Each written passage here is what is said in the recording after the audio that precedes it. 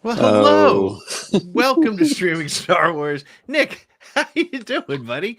I don't know if I'm adequately prepared to answer that question, Pete. Well, the most important question is, do you have alcohol nearby? Because I have a lot of alcohol nearby, and I might drink all of it tonight. That's excellent. We had a little bit of technical difficulties getting started, but that's quite all right. Nick, we are coming off a ridiculous episode of Kenobi. We have people waiting to hang out in the chat and talk to us about that show. Before we get to everybody's thoughts on it, Nick, how did that episode strike you, dude? Honestly, I've been processing it since Wednesday, which I know is only the day before yesterday. It feels like a week ago, though, doesn't it? Like it feels like a week ago. Yeah. And I think that's a testament to this storytelling, because we've said, before, we've talked about the moving of the dates from Wednesdays to Fridays. Yep. We're still waiting 7 days, but for some reason, the middle of the week, doing this show on a Friday, instead of having to wait to watch it on Friday, then do this show Friday night, and then wait 6 more days, I get to watch it Wednesday. I get to think about it. We get to do the show. But I think a testament to it is that for it to feel like it was last week is just, it sticks with you. It's good storytelling. And I know we're going to get into all of that with Scotty, and the whole reason we're digging in tonight is just to get into some of those finer points. But I'm loving it. I mean, I'm truly, every episode it just has gotten better to me every time. Yeah, I would agree. And I think that it's interesting, and we'll talk about this with our special guest, Scotty Jayro from the Bombadcast in just a minute, but it is interesting. And I said it last week. I don't ever really sort of think of these as one episode at a time. I feel like it's an extension of the story, which is a very different feel than Mando or Book of Boba Fett. And I also feel like this show has benefited more from a second viewing or third viewing every single time. But we do have a very exciting and fun guest this week. And why don't I just stop rambling? We'll just bring in Scotty. Get him in here.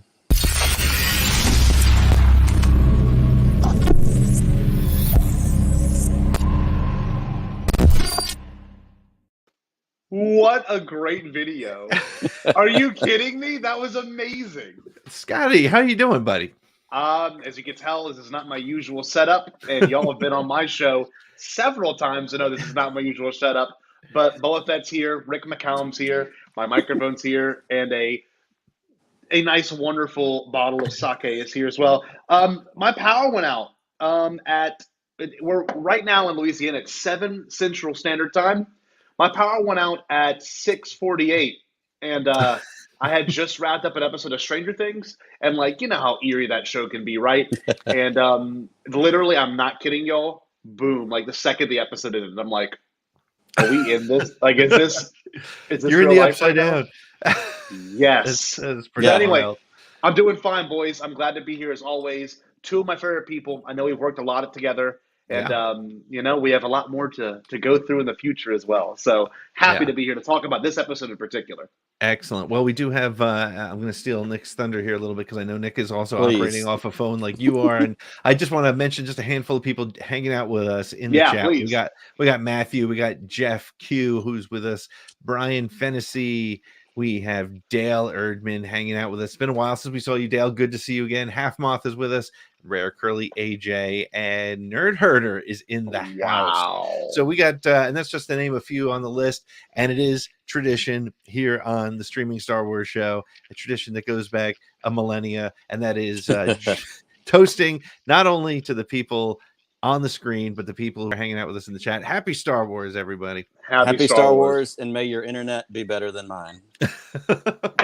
Hey, you're connected pretty good right now, I'm going to be honest. Well, it's like you. I came out to the studio 20 minutes before we started. I was going to run through the news. I was going to talk to Pete for a minute. And Pete said, it looks like the N64 version of you right now. And I don't know what's happening. Like, our internet is jacked up. It's a little stormy here, but it's not what I would consider bad. And we pay for the good internet, and I'm hardwired in. It's not working tonight. So I am also on my phone through the magic of Apple and wired headphones and microphones and whatnot. So I feel like I should be on my phone just to stick, keep the theme going. But one day this is going to live in the legend of ATG Cast as the last show. Yes, it will.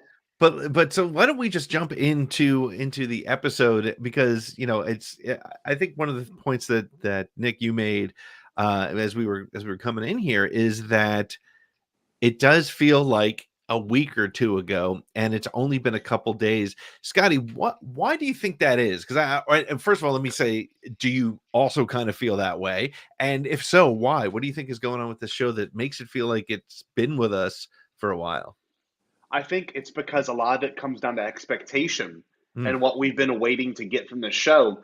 And ultimately, I don't think it was what we were expecting. And I mean that in the best way possible. Yep. We knew we were going to get a broken Obi-Wan Kenobi. We knew that was part of the experience. But to kind of fall in love with a couple of characters I didn't expect to fall in love with has been really nice, like Tala or even Reva, who I didn't like at all in the first couple episodes. Like, I didn't care for her literally at all. But this episode was one of those ones where it switches. The flip switches. And like the switch, you know what I mean? It just changed everything. It was great. Yeah. I get why she's so motivated now. And even part of the story has to come down to the fact that it's something that I never expected we would get. When they announced Disney was coming back, I knew the first storyline they would tackle is the Luke Han Leia storyline. I never thought we'd get a Ewan and Hayden storyline ever again. It's really well done. Really well done. Yeah. And I think, one of the interesting things that you just said there too is you didn't like Reva at the beginning, for example. At all.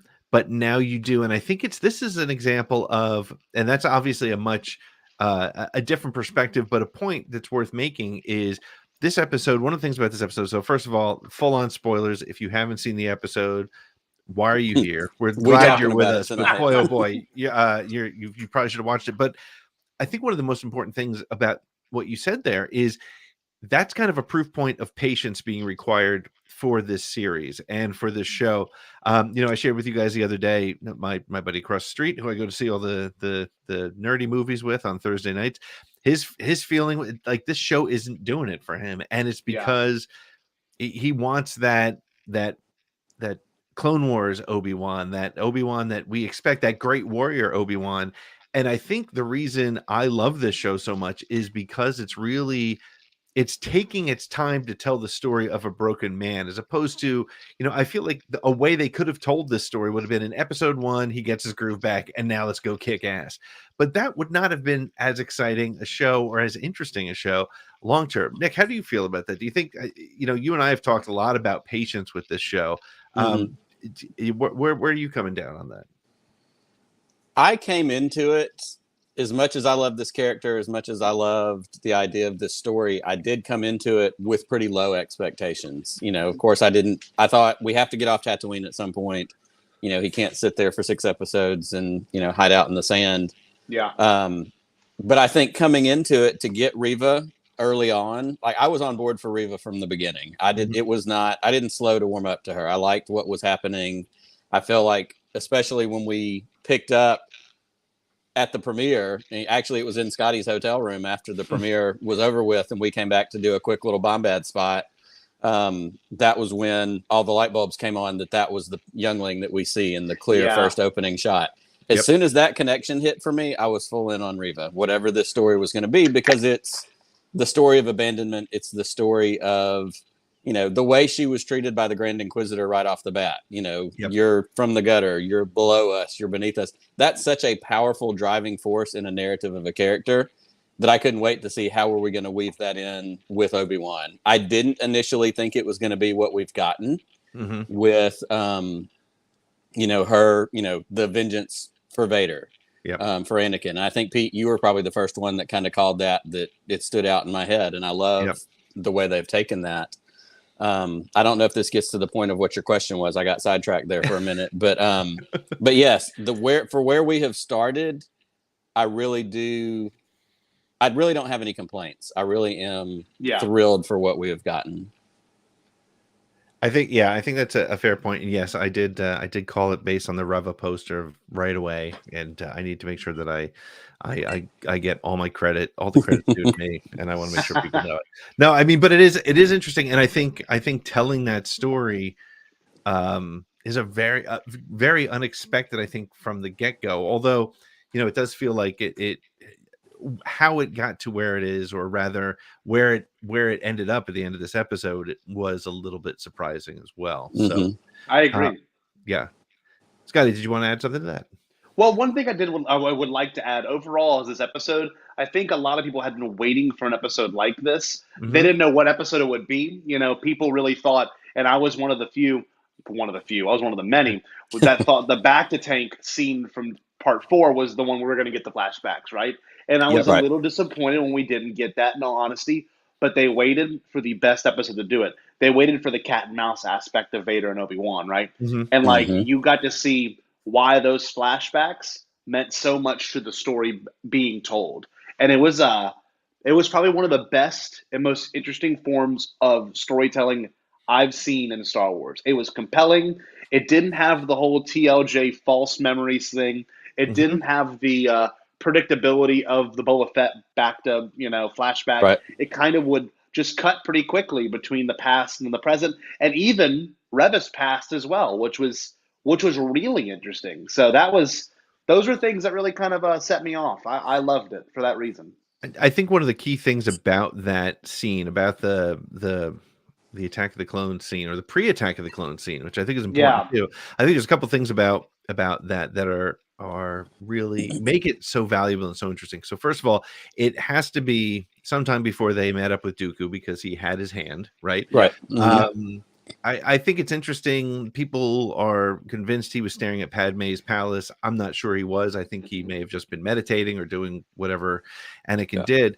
But I think the thing that makes this so great, and I was texting with you guys about this before, is that it literally, each step of that duel is that episode. Yes. So you could get the story that was delivered from this episode either by just watching the duel, or just watching the current time, the Obi-Wan series time, because every single step was repeated. And I thought I was sort of noticing that the first time, but when you watch it the second time, you realize, right down to the arrogance of Anakin, being your defeated master, and that sort of thing, and then saying later, we already have Obi-Wan, and he didn't, right? And then the need to be victorious outweighed his need to show off, essentially outweighed his need to win, and it ended up causing his loss in both tracks of that episode.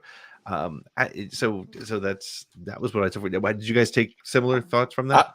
Absolutely. And I had a couple of things that I wanted to tag on to it, just kind of based on what you were saying. I do love, and Scotty, this is what you were hitting on, I love that Star Wars, and especially newer Star Wars, doesn't get stuck in a rut. It doesn't keep doing the same thing over again. It's subverting expectations every time. Because, like you said, Scotty, we could have easily done, okay, well, we got the device of the back to tank flashback in Book of Boba Fett. We could have gone right back to that and done it again. And it could have caused side effects like diarrhea and flashbacks, as Brian said.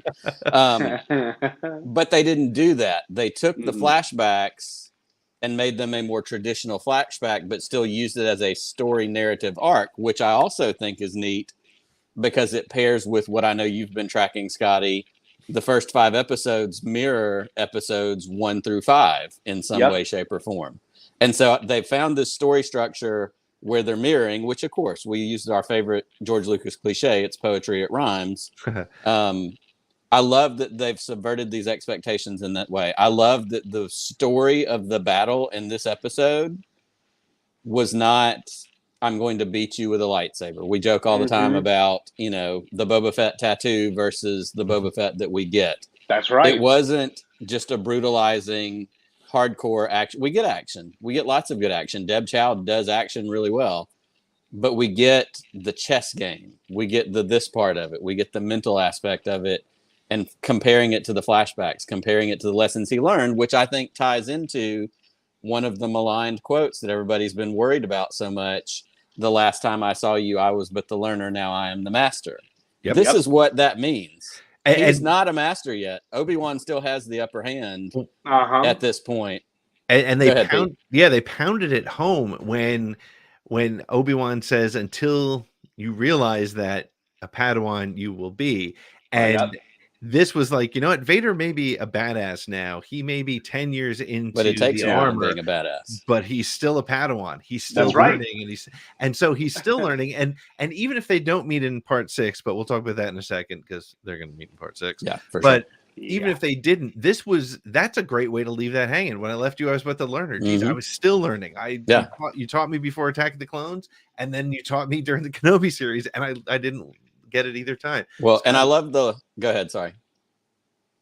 No, it's okay. Go ahead. I was just going to say, I love the line that he says in that flashback that is very Yoda-like, where he talks about your obsession with winning. Mhm. It's going to be your undoing, or whatever it is he says. The other thing that I just wanted to throw in very quickly, and then I want to hear from Scotty again, is the other thing that I've noticed, and I want to also give a shout out to our friends Alden and Michael in the episode of Octo Radio that was on yesterday. I listened to it last night. Oh, yeah, that was a good one.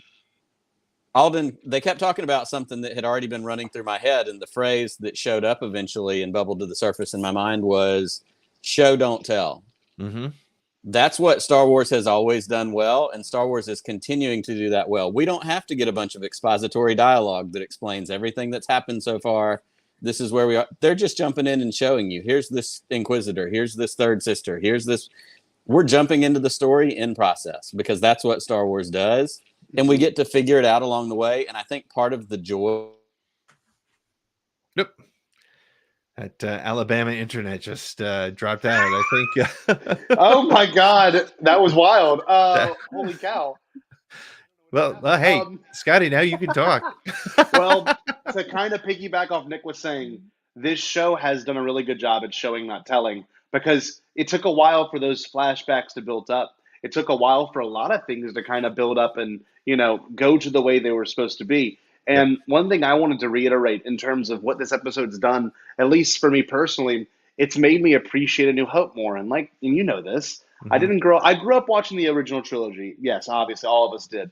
But I had watched it so many times that as an adult, I'm like, I'm tired of watching those movies. I'd rather watch the prequels over and over again, which to me have a little bit of a different, aesthetic to it, obviously, but appealed to me as well because they were my version of Star Wars. So It's so cool to see this connective tissue, like Nick was saying, when I left you, I was with the learner, but now I am the master. That moment is great, but it hit me even harder hearing that.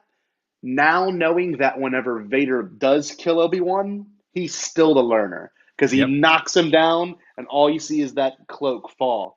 And Great point. And you know how awesome was it that he went up to it and he touched it and stepped on it, and he's like he does, I'm still the learner. Like no matter what, he always has this one little step ahead of me. And one thing is to be said. Earlier in the season, we got a lot of this series, you got a lot of mentions of Qui Gon, and I'm waiting for that next. Help me, Master. What do I do? I'm hoping we get a little bit of a divine intervention there in some capacity. But this show has a lot to wrap up too. But we'll get to that later. We'll get to that. No. But let's talk a little bit about the Qui Gon bit here. We did a quick poll, and let's see what people said. Oh, nice. Here we.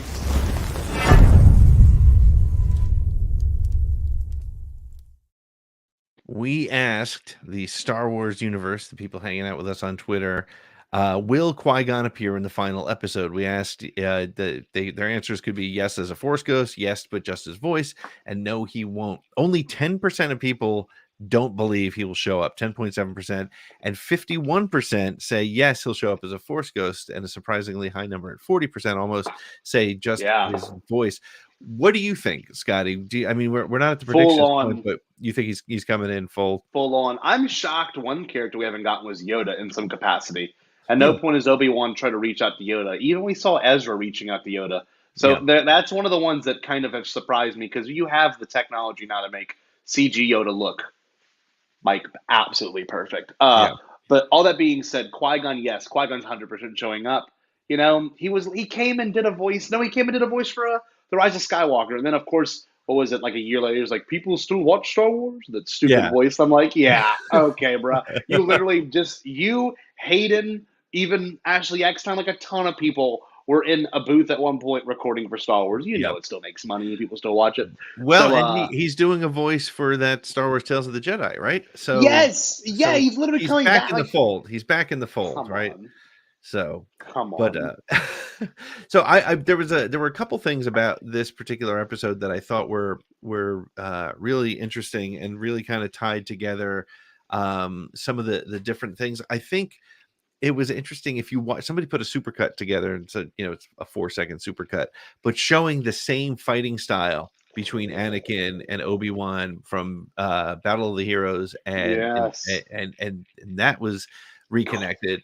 There was also a scene where the scene at the beginning where he's standing on the bridge, and it's mirrored exactly by Ahsoka in Uh-huh. Clone Wars season 7. Did you pick up on any other sort Oh, of direct connections? in terms of connections, that's one thing Nick kind of paralleled to.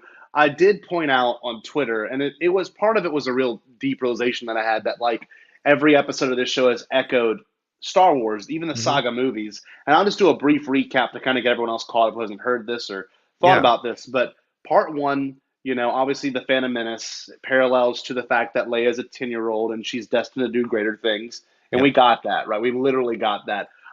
Attack of the Clones Part 2, you got Obi-Wan literally on a quest, Mhm. looking for something, looking for someone, which is what happens in Attack of the Clones, looking for Jango, and he's on a city planet, just like Coruscant. Right. Part 3, which is the most interesting one, you get the showdown, you get the Vader, Battle of the Heroes showdown and Revenge of the Sith. Then you get that same exact showdown, but reversed, Yep. where that Obi-Wan ends up getting burnt instead of Vader. Someone's getting hurt in that capacity. Part 4, A New Hope, you've got, and this is really the most straightforward one, Right. rescuing Leia on, Fortress Inquisitorius. But Right. this is the one I'm like, I really sat there after, I'm like, how does this parallel Empire? And it clicked. And there's a certain shot, too, that everyone should go back and look at. There's a certain shot in Part 5 where we get Vader storming a secret base, which is Mhm. literally what Oh, happens at Echo Base, right? yep. There's a certain shot of Vader's shoulders walking this way, walking a certain direction, and it Yep. looks just like it does. Just like it Yep. does. It's funny you say in that. I picked that Empire. up when on my second watch. I was like, Mhm. that's the entrance into Hoth, into Echo Base, 100%. And That then shoulder. trying to, and it was also timed so that it was when he was trying to stop a ship from getting away from him. And Yeah, and this he got away with he thought he got away with it. yep. Not so Yeah. much.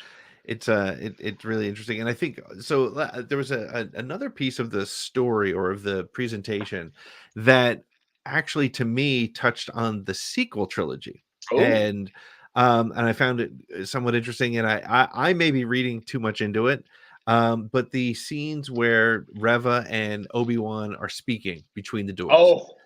Um, nice, Pete. I like to believe that some of that is some sort of force connection, right? Mhm. Versus just straight up talking through the doors, because it's quiet. It's an intimate conversation, just like the Rey and Kylo conversations. Extremely intimate, exploring, like, because he finds a spot in her mind that pushes her over the edge, because Yes. she was being very strong, she was being very careful not to give away anything, to tell the story her way, Yeah. and he found it and she shut down and went at him, God. which was very much like Rey and Kylo trying to Kylo constantly exploring her brain. So so I thought that I made that connection. Am I reading too much into it, or do you think there was some sort of force connection? Yeah.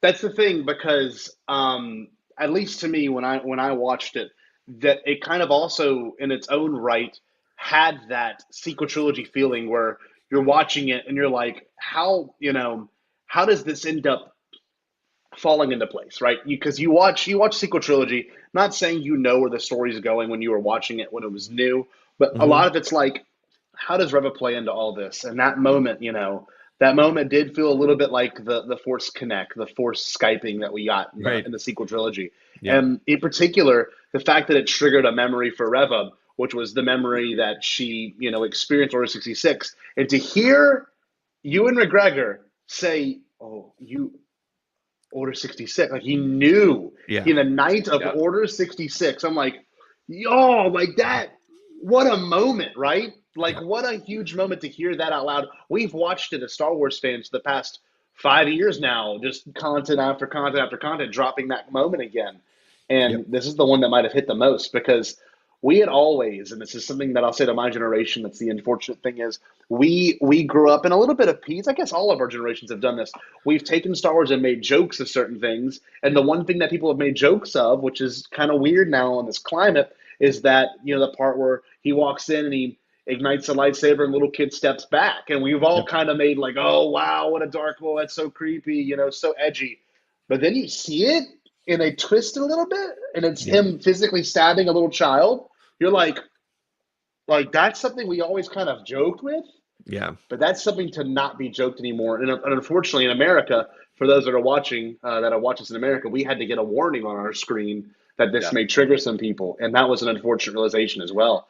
But the reason I bring all that up is because this show has had the opportunity to go kind of that sequel trilogy route. I'm not saying that those movies are predictable, but this show has done the unpredictable with characters I thought that were already so predictable. Make sense? Yeah, and like certainly the biggest challenge walking into this. I mean, I had said, and anybody who knows me and listened to the show knows that my feeling when I heard about the ObiWan series was, do we need this? I mean, we know his story, or at least in our mind. Hey, your power came back on. Congratulations. We know this story. So to tell this story and to tell it in a way with characters we didn't expect to see, with telling this particular moment in time in the story is pretty wild. Nick, you're back with us. Thank goodness. We were maybe. I'm trying my very best. Can you hear me okay? I know it's not ideal. You sound good. Can you hear me? You sound fine. Yes. Your phone died? Is that what happened? No, it overheated. I had it sitting on the little digital or the connection charging thing, and it overheated, so it just shut off. Wow. It's not my night, guys, but I'm here. We're persevering. That's quite all right. So we were talking as you came back on about sort of the connection between Reva and ObiWan and how it's connected to the sequels and the way they delivered that scene. And then as Scotty was just talking about it, and I remember when we were all sitting together. Well, we weren't sitting with Scotty because he was too cool to sit. We were in the same room, though. We were all in the same room. Yes, we were. I remember when the show opened and they're panning down and I saw younglings. I literally, it's one of the rare times I said something out loud. This is why I don't do reaction videos, because my reaction videos would be just me watching. But I literally out loud said, "Oh no," because I knew here it comes. And to your point, Scotty, in today's climate, Order 66 is real, and it's difficult, which is why when a bunch of internet assholes say they want to see more Vader killing children, it's disgusting, and it's unnecessary, because the story is dark enough without seeing that. And when you do see it, when you do see Vader choke a kid, snap a kid's neck on Mapuzo, it is much more powerful, much more impactful than if that's all he did. Nick, do you want to add anything to that? I agree, and I really just think that more than anything else, I think they've continued to lean into developing these stories without shying away from those difficult moments. And we talked about it, in the third episode. Darth Vader breaks a child's neck and drags a woman through the street and drags Obi-Wan into a fire. They don't cut away from the camera of that. Right. In the prequels, in Sith, like, the lightsaber starts, the kid steps back, and then we know what happens. We don't get all of that. Right. But they're doing exactly what they need to do to set up to help us understand where Vader is, where Obi-Wan is. That's as big a part of it as anything. The PTSD that Obi-Wan Kenobi continually deals with, from Qui Gon, Satine, Anakin, this situation, like, everything about it continues to flesh out human stories, continues to flesh out real connections. And I just love how well they've threaded the connections between the prequel trilogy and the original trilogy. And every little bit of it is a nod to something that either Scotty knows or you and I know because we're of those different generations.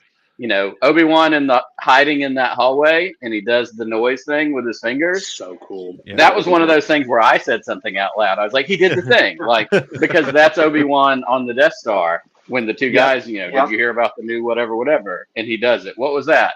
Probably another drill, you know, whatever it is that he says. As a little kid, I thought he said maybe it's another girl because they captured Princess Leia earlier in the movie. And I thought, there's no other girls. It makes sense that they'd be surprised that maybe there's another girl here.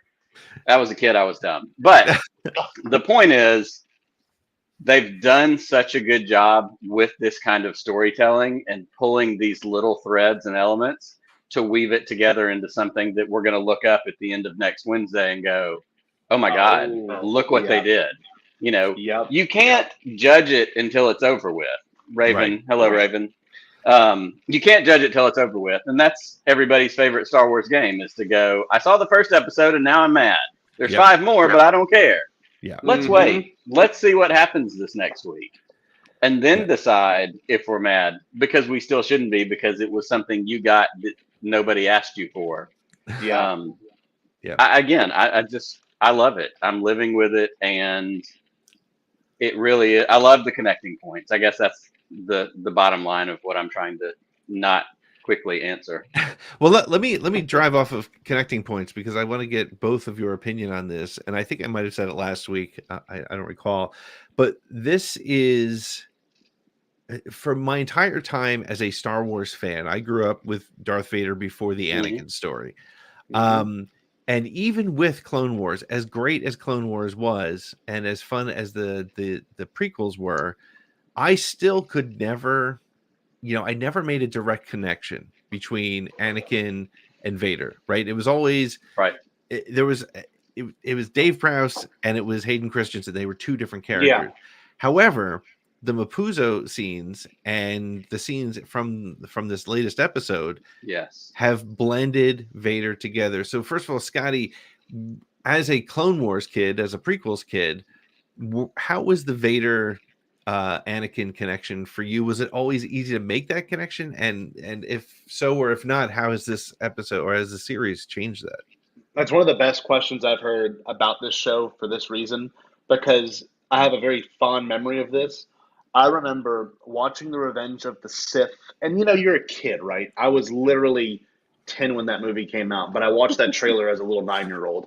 And I remember watching it, and I didn't make the connection that Palpatine, Senator Palpatine, Chancellor Palpatine, was inevitably going to be Emperor Palpatine until after watching that trailer. And it clicked, right? And I know it's so stupid. I had the visual guides from Attack of the Clones and the Phantom Menace, and I had the original trilogy visual guide. I have it in my office right now. I can pull them out. But as a kid, I didn't make that connection at all until after watching that Revenge of the Sith trailer. And then, of course, seeing that movie in theaters. It was one of the greatest, and I'm sure you could both speak to this as fans of this franchise for such a long time. That was one of the most incredible tie-ups of anything I've ever seen, where you saw, Palpatine become Palpatine. You saw Obi-Wan kind of become Obi-Wan in a weird way, and you saw Vader, or Anakin, finally become Vader. I thought it was done well in the films, and I still hold that same feeling. If we didn't get this series, and we didn't have the series up until about 4 weeks ago, I still would have held the same exact feeling about it. But now that we've got this, it's so much more fleshed out. I understand Obi-Wan so much more. I kind of get why, in a weird way, he manipulated, Luke. And one thing they still need to tie up, and I don't know if it's going to be this show that ties it up, or if they do have plans for a second season, whatever they want to do with it, they need to tie up why Obi-Wan in A New Hope is so convinced that he needs to get Luke to kill Vader or stop Vader. Because that is not it's the more machine than man now comment that gets me. I'm like, at some point in this next episode, this finale, there has to be a confirmation truly why he wants Vader dead or why he needs to, go on his journey. I don't know that. Yep. No, let's hold on to that for when we get to the predictions, because I think we need to see some of those connections, and there's a handful of things I think that are still out there. What about you, Nick, as it relates to the Vader Anakin connection? Is this Anakin in the suit now still for you, or is it just Vader? I am of a mind that, and you and I are much closer in age, Pete. I had to laugh when Scotty said he was 9 in the Phantom Menace trailer because I was 19 or 20, and I know, Pete, you're just a little bit older than me, not a ton, but as an original trilogy kid, like, because I didn't know growing up the Hayden Christensen Anakin Skywalker, all I knew was Darth Vader used to be this guy, Anakin Skywalker. Yep. And then until you get to the End of Jedi in the unspecial editions, and you have Sebastian Shaw as the hologram, image at the end. For me, Vader and Anakin have always kind of just been like, okay, yeah. So the way I'm trying to make my point is you have the head and you have the heart. Mm-hmm. As a kid growing up, in my head, I knew Anakin and Darth Vader at one point. Anakin became Darth Vader. I knew that. That was what I knew in my head. Yep. Yeah. Now I'm getting, and we got it some in the prequels because I think I'm right in the middle age-wise. I have now gotten the full transition into the heart part of that with this series. We have connected the head and the heart together and connected Anakin and ObiWan. The back to tank, the parallels with, the two of them, the scene this week with them fighting, seeing what it translates. I sent y'all, I think, the GIF, I don't care how you say it, that was the fight scene from Revenge of the Sith paralleled to them doing the training thing and going back, or in the temple, in the flashback. Yeah. And it's the same spins, those moves. This is when those two things get married together. And so now, more than ever, Vader is Anakin, and I feel the struggle inside of him. I feel that desire for vengeance. I feel that desire for anger. So I think I've definitely transitioned. This show has been a part of doing that. It's gone from just being the head to being the heart, is how I'm summarizing it. And it's interesting too, the Jedi, the Jedi way of, you now understand the decisions that they made.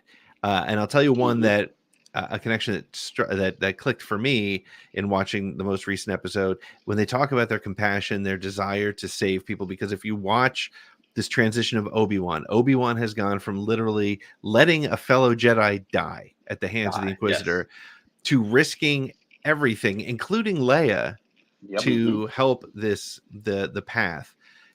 The connection that I made, though, and when it hit me, I was like, that's awesome, is Luke's decision to leave Dagobah to save his friends, because they're in a position, his friends are in a position where he has to save him. The Jedi code is like an itch, right? And Luke knew what else he had to do. He knew his training wasn't done, but his friends. And so now you understand why Vader was torturing Han Solo, because he knew that would send that signal through the Force to his friend, to Luke, that his friends are in trouble. And I love this expansion of what the Force means and how it works and the connections between it. And those are the kinds of things that this show is giving us if you're patient and you watch for it. You know what I mean? Wow. That's beautiful. Pete, that's amazing.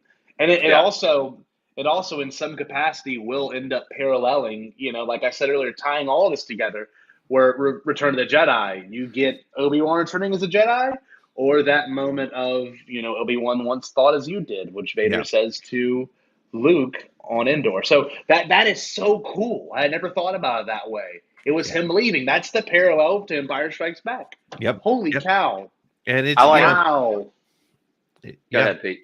No, I got nothing. Go for it. I was just going to say, I like this question that Brian put in the chat. When does Obi-Wan connect with Vader such that Vader tells Luke in Return of the Jedi, Obi-Wan once thought as you did? Yeah. What are your thoughts on how that kind of coalesces together? So we'll hit the predictions button and we'll start to jump into that.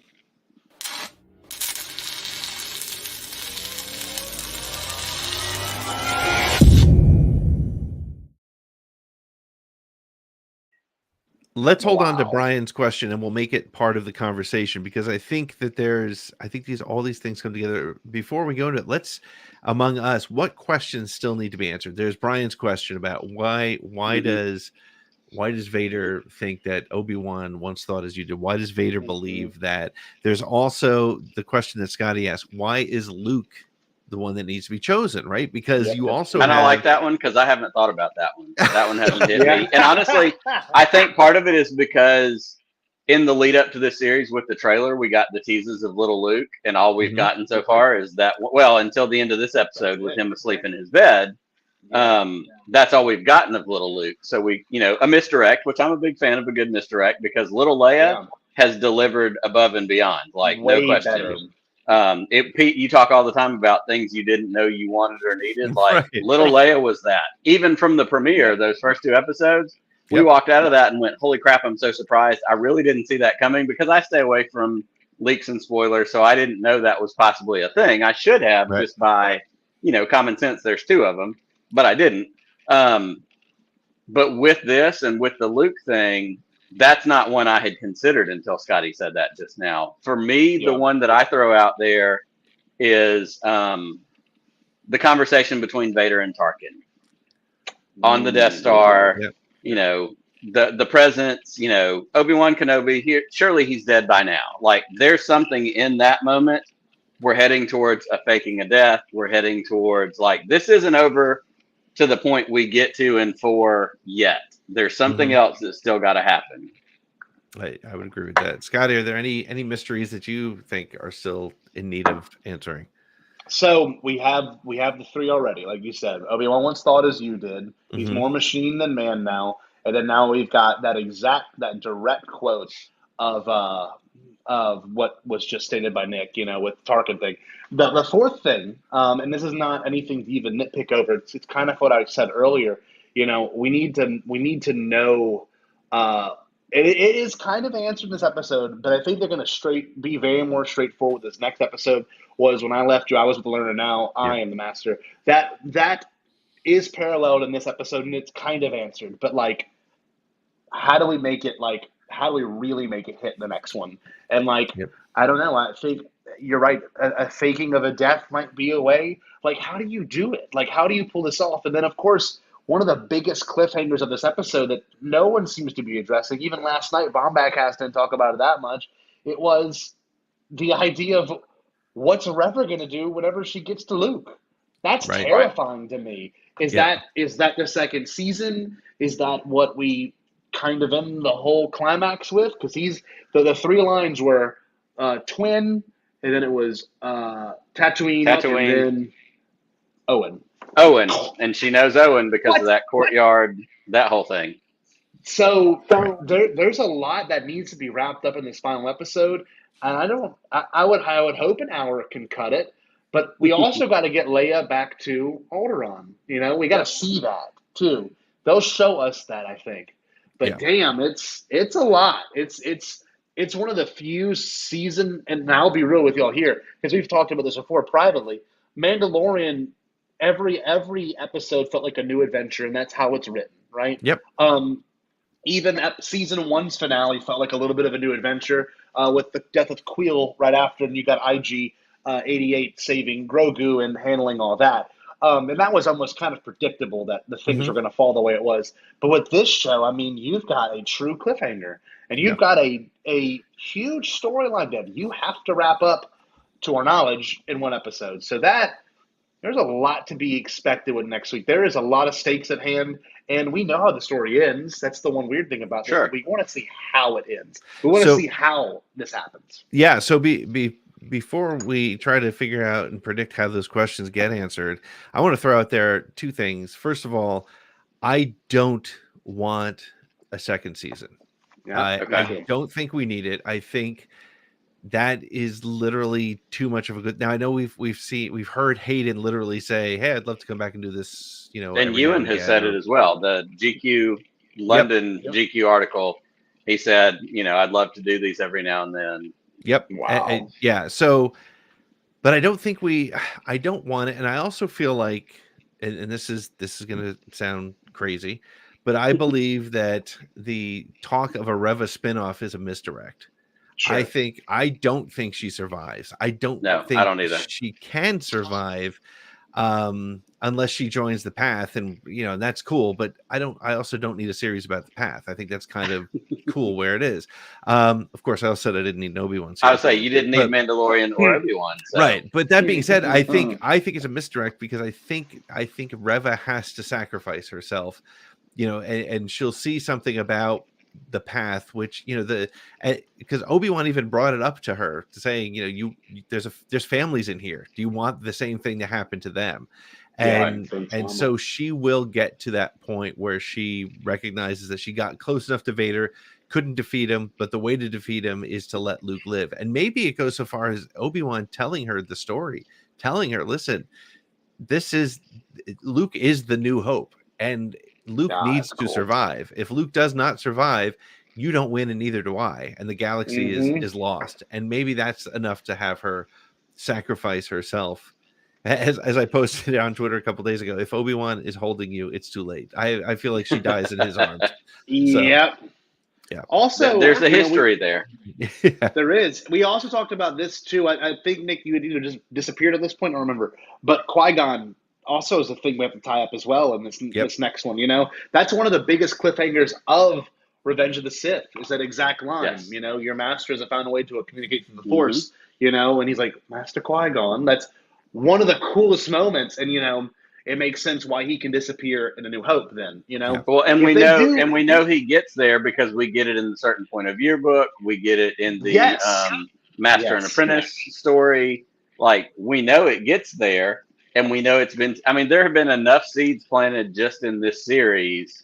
At the beginning when he's saying, "Master Qui-Gon, come to me." Like, is that the thing that helps Obi get his groove back? Is that the thing that for the showdown of the century, as it were, a rematch of the century? It's definitely there. Yeah. That's the one thing, and we obviously haven't. We've gotten Liam Neeson in Clone Wars. We were getting him in Tales of the Jedi. We got him in The Rise of Skywalker. But this show has made me emotional, and I think it's made a good bit of us emotional watching it. But that would be the moment that would maybe set me over and could possibly convince me to say this is the best Star Wars anything of all time. If we did get the return of Liam Neeson, and it was done with so much respect, because that's the direct tie to the Phantom Menace. And not enough people, and this, people of your generation and Nick's generation, people even younger than me, don't like the Phantom Menace in some capacity. And this would be the thing that goes, that movie that people, used to poo-poo on? This is why it counts. This interaction you're about to witness on screen is why it counts, and you should go back and watch it. And that's something I'm pretty passionate about, It's one of the movies, like Attack of the Clones got its love. Revenge of the Sith got its love in this thing. We even got that flashback to Jake Lloyd as Anakin that got its love. But this is where, if Liam Neeson does indeed show up, voice, full body, this is when you go, the Phantom Menace now has had its glory moment. It's cool. My prediction is that it ends with Qui-Gon telling him something and showing up, because you didn't need me kind of thing. That'd be kind of cool. Yeah, and it's kind of this is his trial, right? Oh, here's a thought. Obi-Wan never completed the trials. Yep. Right. His trial was maybe his death. This was he was a battlefield promotion. That's right. Yep. So maybe this is his trial, and I agree. I think it would be a huge missed opportunity, and it would be a very strange. So far, this is one thing people are not giving the show enough credit for, is this is brilliant storytelling. We talked about it at the beginning with with the way the lightsaber battle mirrors the episode itself. No frayed ends have been left untaken care of, which is amazing, because so many shows throw stuff out there, which is why I'm afraid of a second season. I'm afraid of a game time decision to make a second season where they are going to say, let's just leave that out there. Let's not tell them based on the fact that they've gotten good numbers. Yeah, that's part of the problem. I think that would be a horrible decision, because what they set up, I remember leading into the series, people, Deb Chow saying, if it's the right story, it would make sense, but we have created a story that is whole from top to bottom. And if they leave open ends for the sake of a season 2, they're doing a disservice to what is a phenomenal story so far. Can I share something as relates to the writing? And I heard this on another podcast, and I didn't realize it because I didn't look it up. Of course, Joby Harold has been a part of the writing of the entire series.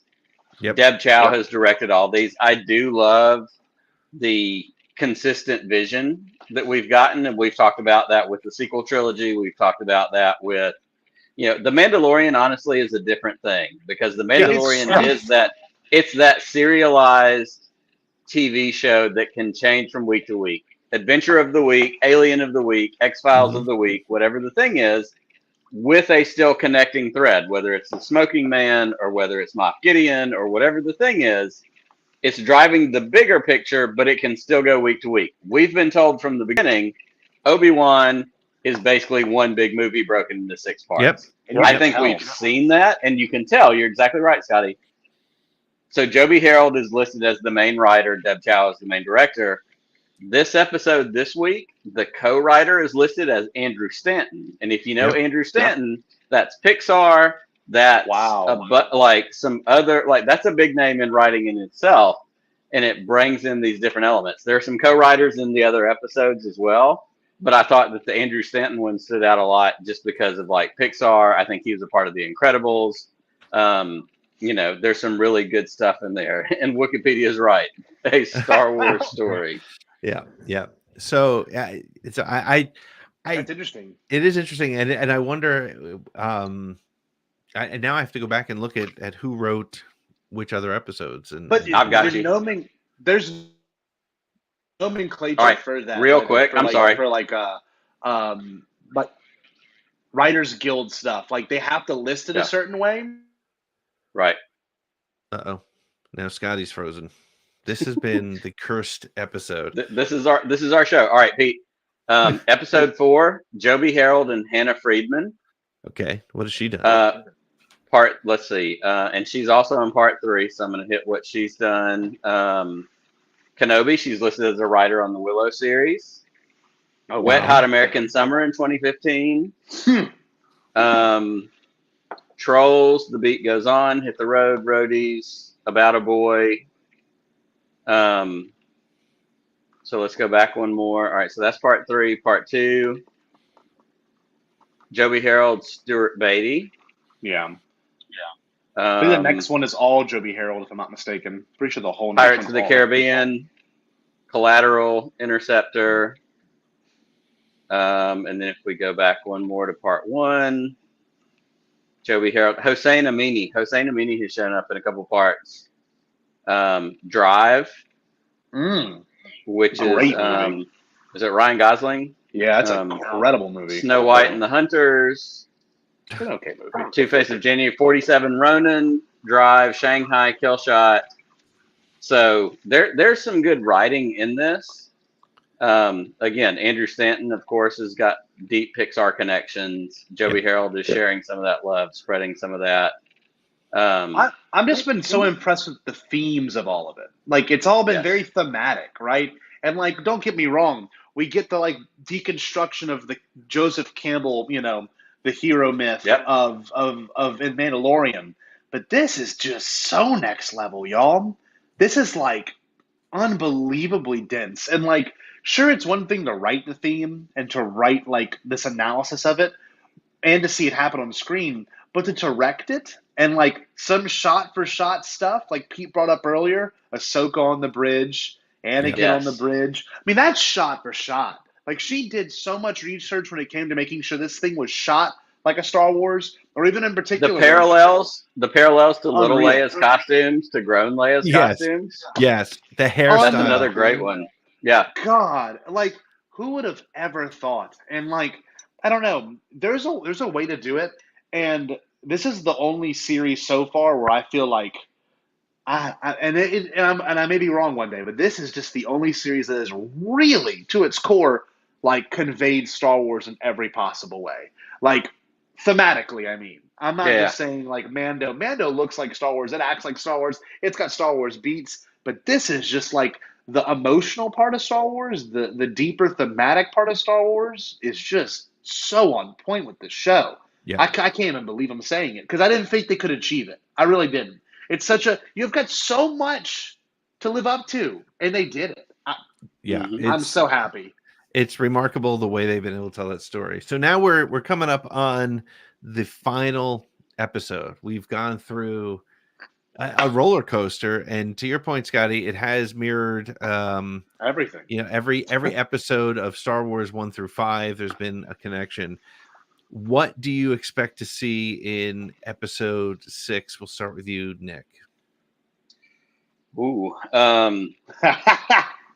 I wasn't prepared for you to come to me first, but that's fine. I mean, if we're going to get the rematch of the century, I am not at all disappointed in the rematches we've gotten so far. If we didn't get another Kenobi Vader face-off, I think it still works with those lines of when we last met, I was the learner, now you're the master. Like, but that's so funny. It's how Go they ahead. marketed it. It's how they marketed this whole show on the Disney Correct. Plus. And you saw it last night. Jerry made a joke about they're not going to rematch, and I'm like, bro, they have to. Like, they marketed the first thing they ever said about the show was, "You will witness the rematch of a century." I'm like, that lives up to a And lot. today, Star Wars UK Yes, tweeted. Star Wars UK tweeted it. I sent it. Actually, full disclosure, behind the curtain, I texted it to Scotty directly, the link to that clip, and I said, "Please destroy Jerry with this." Even better. Connor did the same exact thing to Jerry too, without any knowing about it at all. It's amazing. So, all of that to say, of course, the rematch of the century is on deck.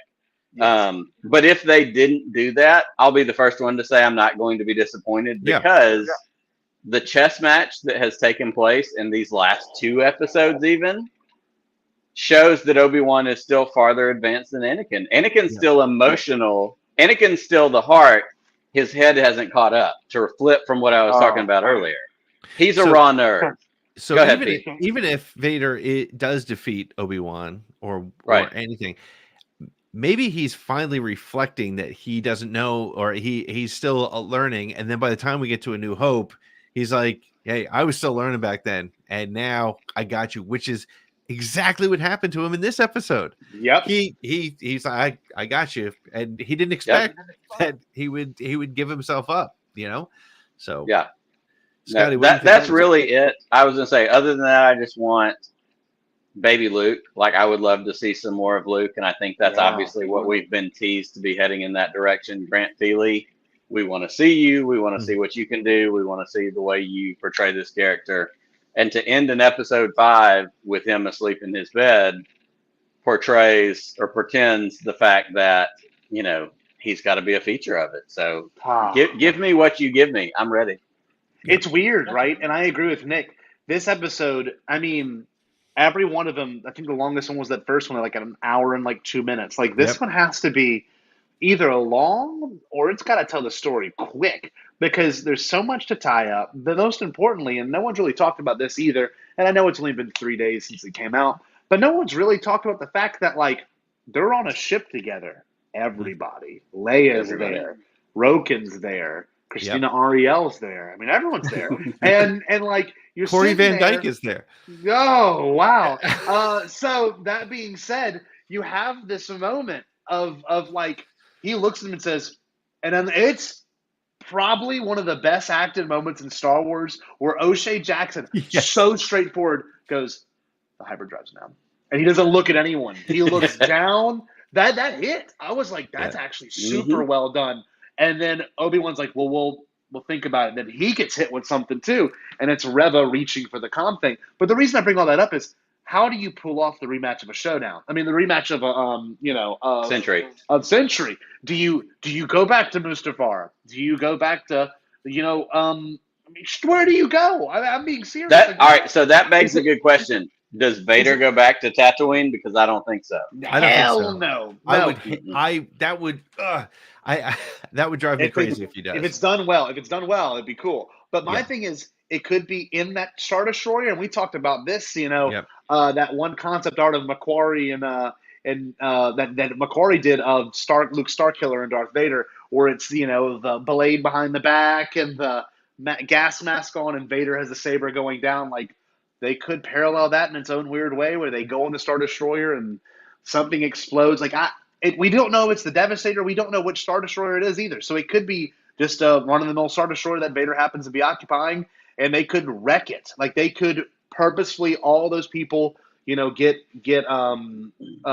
what's it called, abducted, and then they can make a point to crash it or something. I don't know. Like, it's so weird with the movies. You kind of can see where it goes with trailers, but at this point, truly all trailer footage is done. Boom. So I'm always wrong with my predictions, but what I'm writing in my head and setting myself up for disappointment as a result, which I've done with every single Star Wars, is is I think that because it's so funny because a lot of people aren't even talking about that O'Shea Jackson line, which is so important. Oh, Hey, it's you got brutal. away, but there and what is he? He says the Right hyperdrive's behind down and they're right behind us. Yeah, And literally. and it's like, okay, so this episode will open with them being pulled into the Star Destroyer, much like the beginning of A New Hope, New Hope. Oh, right? that's cool. And Obi-Wan will have to protect everybody. And by doing, and again, Vader's still just hell-bent on Obi-Wan. He doesn't care about the rest of the ship. Nope. So I think there'll be some sort of O'Shea Jackson will lead some sort of rescue of the ship, and I think Obi-Wan will be left for dead.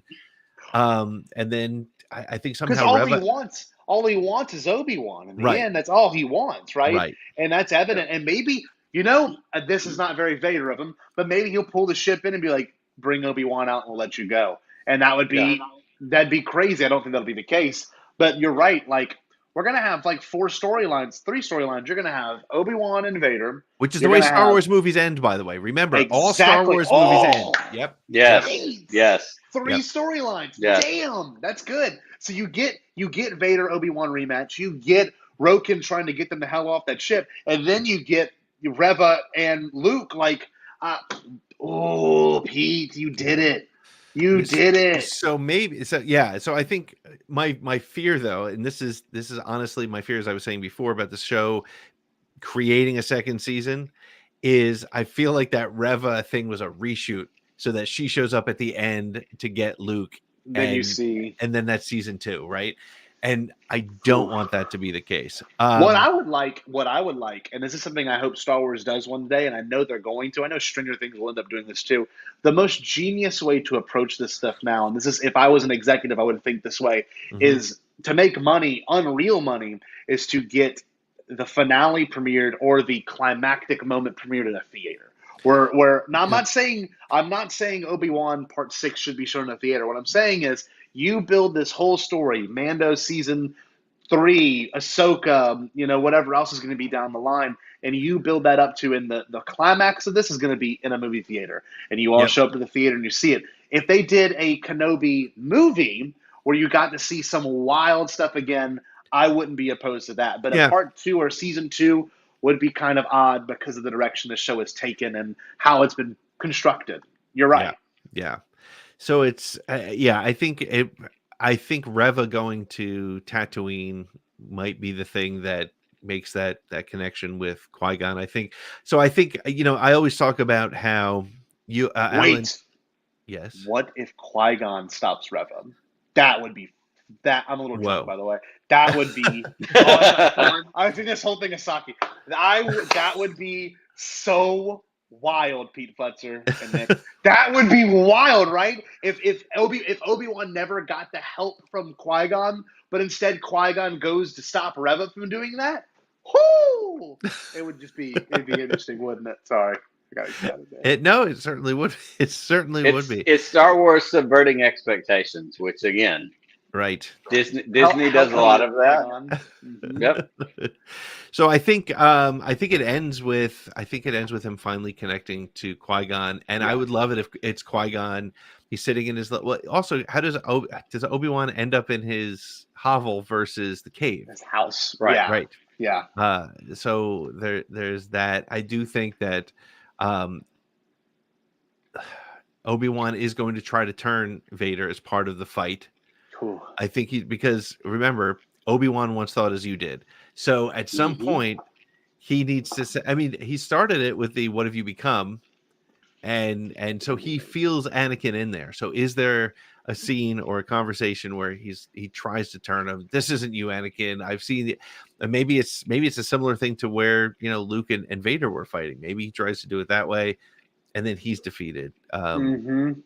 So I don't see, part of it too, Pete, is like, do we do the Ahsoka thing where the mask gets cut off and you see Anakin's red eye in his face? Like, you've got Hayden in this. Like, you could take advantage of that same exact thing, and it's apparent they are looking at Clone Wars, and Dave has been special thanked in every episode.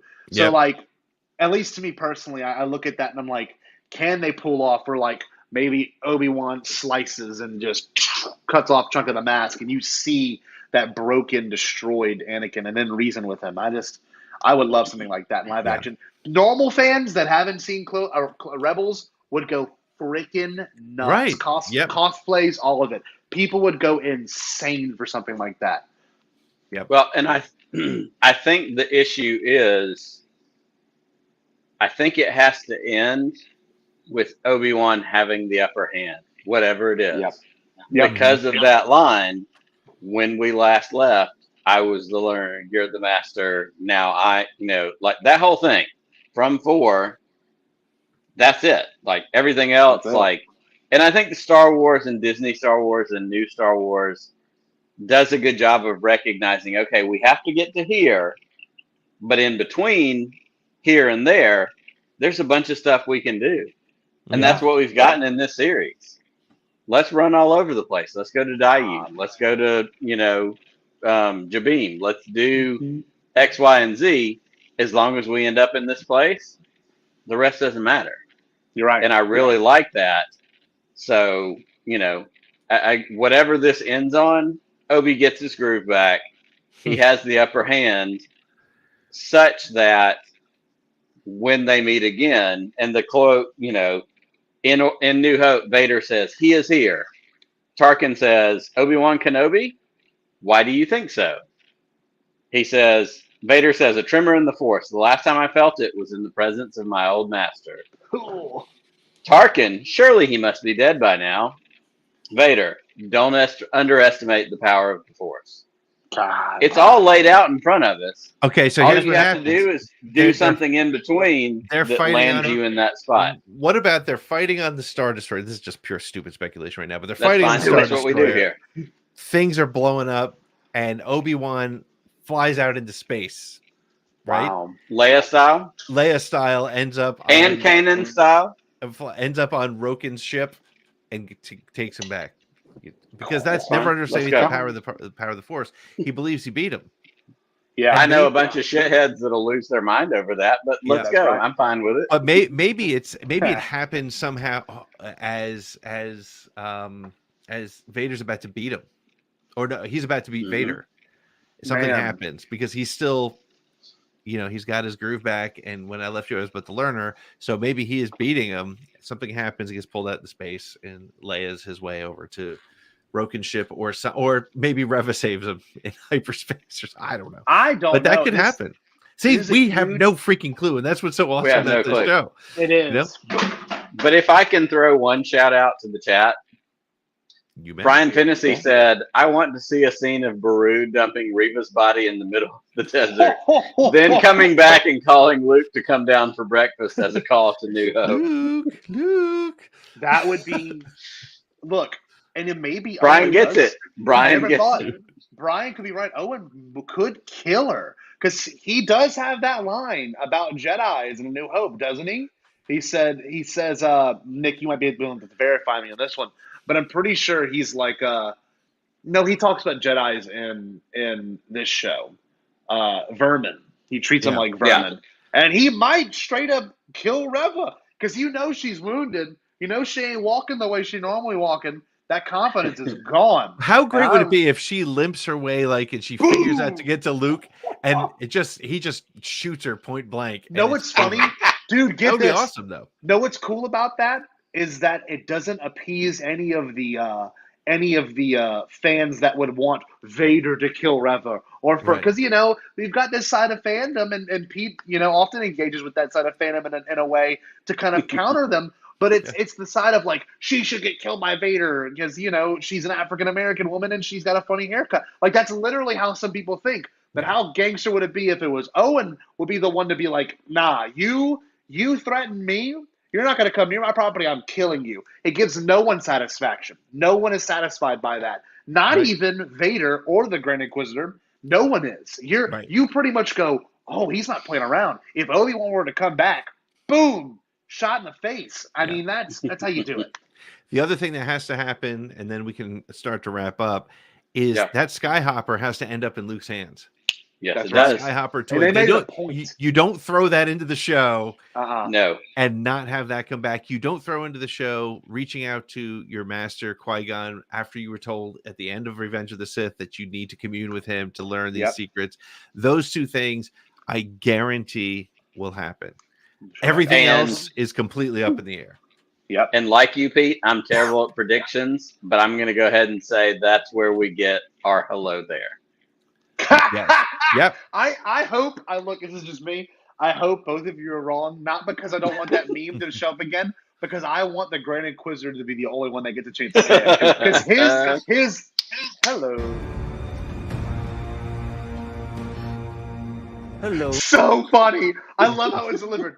Hello. Hello. Like, it is so I sassy. said, oh my God.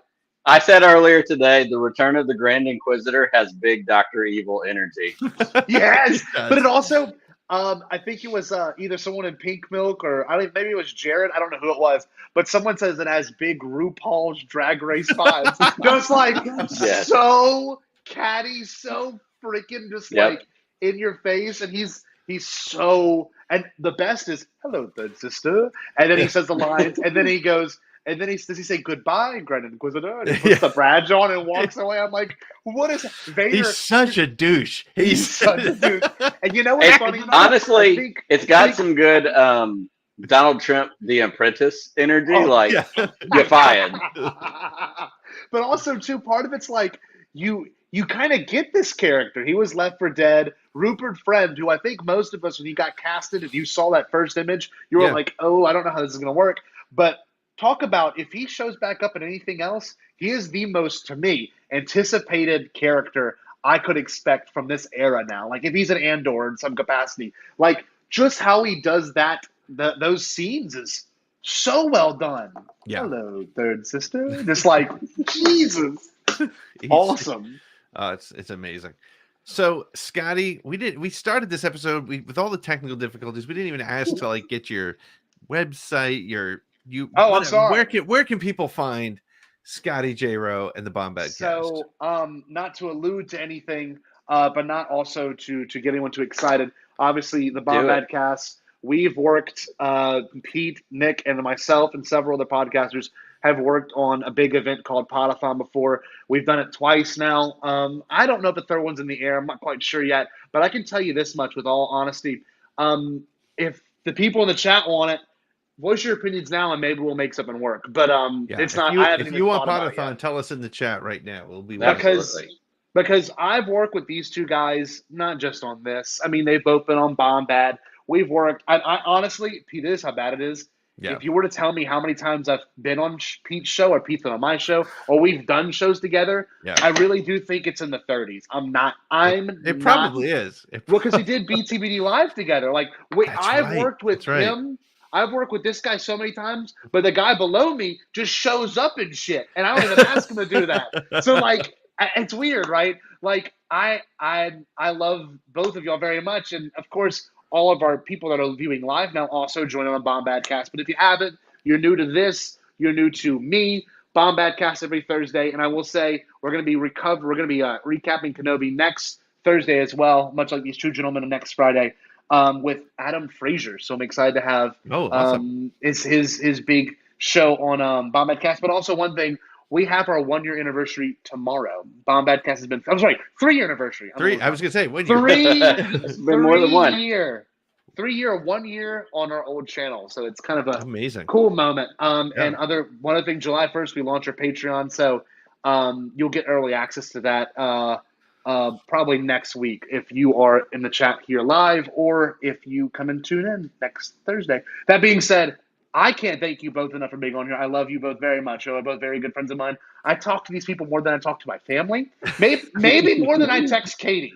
And I'm not kidding. But all seriousness, I'm lucky to have y'all. I'm lucky to have y'all as friends and to do this stuff. I really am. Any answers on the Podathon? Because I can't see the chat on my end. We have lots of support for the Podathon. Make it bigger, better, and better. We need more gold leader. We need more gold leader. Yep. Jeff says yes. Gold leader. Yes. All right, so I guess we'll have to do a podathon. So keep your eyes and ears open on the socials, and we will do Pete. Podathon 3. We will. You heard it here first. We will do it. So. I did not know about this. Okay. All right. Well, it doesn't take much to get me to do it. There were like 4 people that said yes. So I was like, yeah, sure. All right. Let's go. So But it's always for charity. It's always amazing. And yes, it will be bigger, better, and better than ever this year. So, well, Nick, what do we have going on ATG Cast this week? let me do some ATG Cast plugs. Yesterday, we dropped a new episode of Podcast of the Wills with our good friend, the lovely Claire Stribling. Episode 4 or part 4 of the Phantom Menace canon study. We did such a good job. Not we. She did such a good job. She was awesome. She was amazing. Yep. And I've said this a couple of times, peek behind the curtain. We recorded this episode before Celebration, and I had, mirroring tonight, Star Wars, it's like poetry, it rhymes. Horrible technical problems. So bad that I asked her, could we, record this episode again? She was very kind to say yes. So we re-recorded earlier this week. The episode dropped yesterday. I love what Claire has to say, especially about Anakin and Shmi at that point in the Phantom Menace. So go check that out. And then also coming up this next week, it will be a ATG episode, and you have Chloe the Lightsaber Queen, who I you do. know from social media. Yep. She had a video up tonight. She was working on the reverse Ahsoka training grip. But there's a lot of great stuff in that episode. I tuned in the background while you guys were recording earlier this week. Yeah. And there's some fun stuff to come out of that. So check out ATG Cast online at the website, atgcast.com. You can find all the stuff you need. Awesome. Well, Scotty, thank you so much for hanging out with us. This was fun. We'll have you back anytime you want to come on. And Nick, may the force be with you. Always. Stay Bombad.